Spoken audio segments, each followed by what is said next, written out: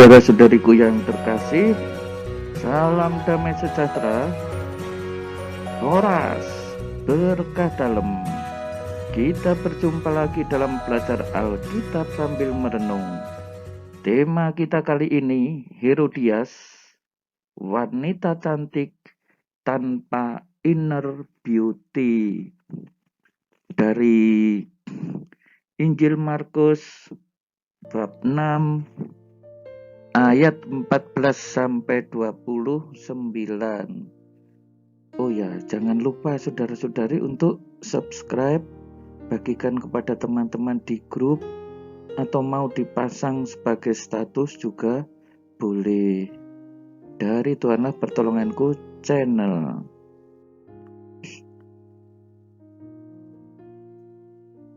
Raja Herodes juga mendengar tentang Yesus sebab namanya sudah terkenal dan orang mengatakan Yohanes Pembaptis sudah bangkit dari antara orang mati, dan itu sebabnya kuasa-kuasa itu bekerja di dalam dia. Jadi kiranya Herodes ini memang penasaran ya terhadap Yesus, karena banyak orang yang mengatakan ini sebenarnya adalah Yohanes Pembaptis yang mati dibunuh oleh Herodes ya, tetapi sekarang hadir kembali, sosok itu tampil kembali dalam diri Yesus.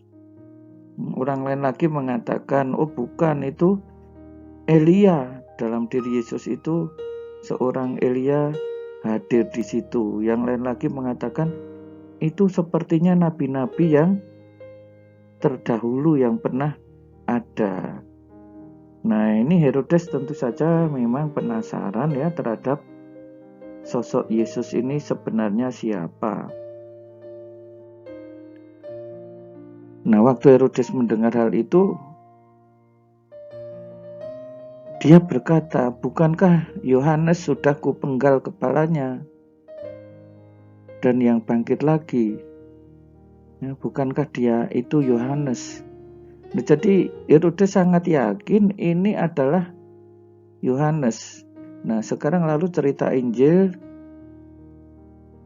flashback atau melihat ke belakang mengenai bagaimana dulu itu Yohanes sampai dipenggal kepalanya oleh Herodes. Nah, disebut memang Herodes yang menyuruh menangkap Yohanes ya, dan membelenggunya di penjara berhubungan dengan peristiwa Herodias, istri Filipus saudaranya, karena Herodes telah mengambilnya sebagai istri. Ya, jadi Herodias ini sebenarnya adalah istri saudaranya. Filipus adalah adik dari Herodes. Nah, anehnya Herodias ini ya tertarik pada yang lebih tua ya karena dia raja ya toh. Ini perempuan ini agak aneh nih.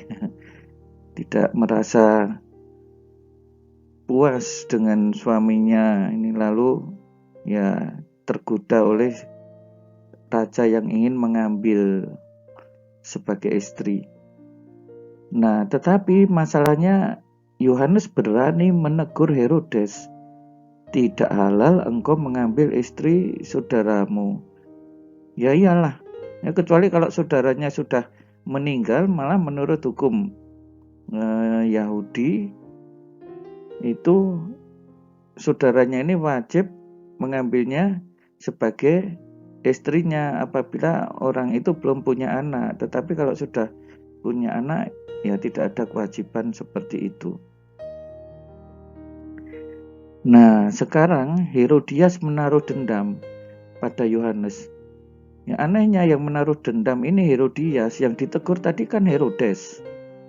Nah, si perempuan inilah yang dendam dan bermaksud untuk membunuh dia.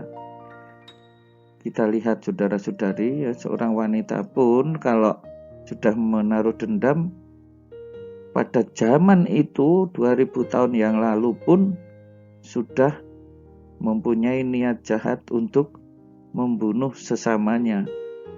dan tidak tanggung-tanggung ini yang dibunuh seorang nabi ya, oleh ya ibunya ini, si penari ini kan putri Herodias yang menari ya. Sebab Herodes segan akan Yohanes karena ia tahu bahwa Yohanes adalah orang yang benar dan suci. Ya, jadi Herodias ini tidak bisa membunuh Yohanes karena justru Herodes segan. Ya. Dia ditegur ya, tetapi ya memang sakit hati, tetapi barangkali tidak sampai ingin sampai kemudian melakukan pembunuhan. Bahkan disebutkan hatinya selalu terombang-ambing, namun ia merasa senang juga mendengarkan dia. Ya, jadi pemberitaan Yohanes ini suka didengar oleh Herodes. Akhirnya tiba juga kesempatan yang baik bagi Herodias ketika Herodes pada hari ulang tahunnya mengadakan perjamuan untuk pembesar-pembesarnya, perwira-perwiranya, dan orang terkemuka di Galilea. Wah, ini ulang tahun Herodes ini meriah sekali ya. Nah, waktu itu anak perempuan Herodias ya, seperti ditampilkan dalam gambar ini, tampil menari. Dan tariannya mungkin luar biasa ya, sehingga disebut menyukakan hati Herodes dan tamu-tamunya. Nah, Raja Herodes yang terpesona oleh anaknya si Herodias ini, dia lalu tampil gegabah, mintalah daripadaku apa saja yang kau ingini, maka akan kuberikan kepadamu.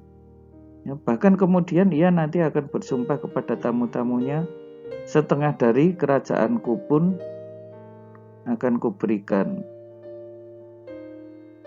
Nah, ini saudara-saudari, kita lihat ya di sini tawaran Herodes ini digunakan oleh Herodias dengan sebaik-baiknya. Ini Herodes memberi tawaran yang luar biasa. Silahkan minta apa saja yang kamu ingini, bahkan sekalipun setengah dari kerajaanku. Nah, ini kan sebuah tawaran yang luar biasa. Tetapi aneh ya. Anak itu pergi, ini tanya kepada ibunya ini, apa yang harus ku minta? Jawabnya, kepala Yohanes Pembaptis.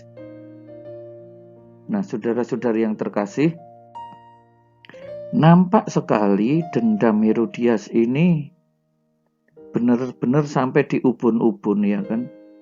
Bahkan tawaran setengah dari kerajaan tidak dipilih dan dia memilih kepala Yohanes Pembaptis. Bagaimana seorang wanita yang tanpa inner beauty seperti ini tampil memporak-porandakan sejarah kehidupan dengan ya sangat merusak kehidupan. Ini sebuah permintaan yang tidak wajar, apalagi ini adalah tawaran kepada anaknya. Ya, betapa mengerikan ketika seorang anak sudah dipolitisir seperti ini. Maka cepat-cepat ia pergi kepada raja, ya maksudnya ini adalah si putri yang tadi menari-nari itu. Aku mau supaya sekarang juga engkau berikan kepadaku kepala Yohanes Pembaptis di sebuah talam.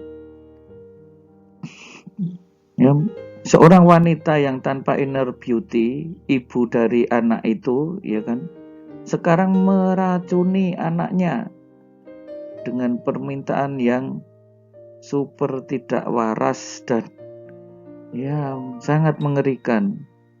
Ya. Dan anehnya si anak ini pun dengan polos dan lugu mengatakan kepada raja minta kepala Yohanes Pembaptis.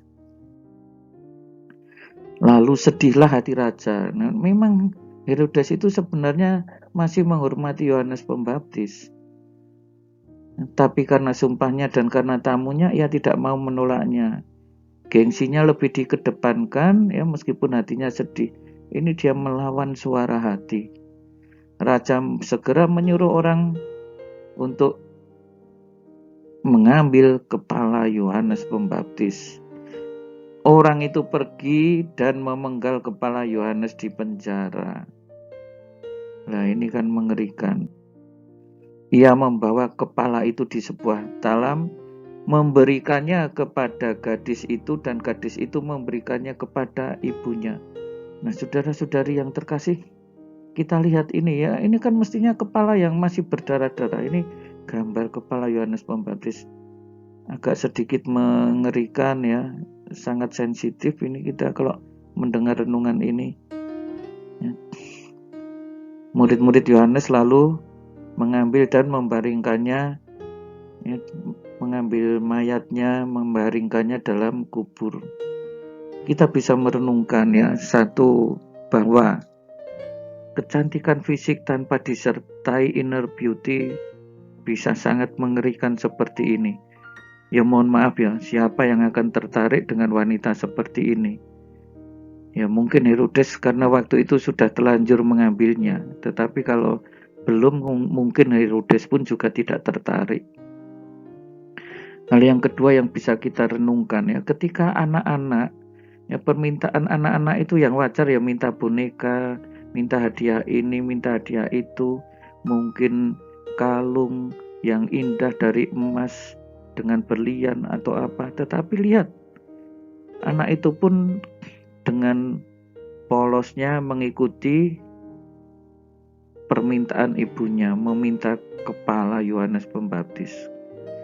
Nah, saudara-saudari, kita mohon ya, semoga janganlah kita meracuni anak-anak kita. Tampilkanlah inner beauty, tidak hanya bagi para wanita, tetapi juga para bapak menampilkan keindahan yang berasal dari dalam hati. Ya, itu jauh lebih berharga dari sekedar penampilan fisik, kekayaan, ketampanan, kecantikan. Selamat merenungkan. Tuhan Yesus memberkati. Mohon untuk jangan lupa subscribe, bagikan kepada teman-teman. Berkah dalam. Saudara-saudari sekalian, pekerjaan saudara, keluarga saudara, dinaungi, dibimbing, dan diberkati oleh Allah yang Maha Kuasa, Bapa dan Putera dan Roh Kudus. Amin.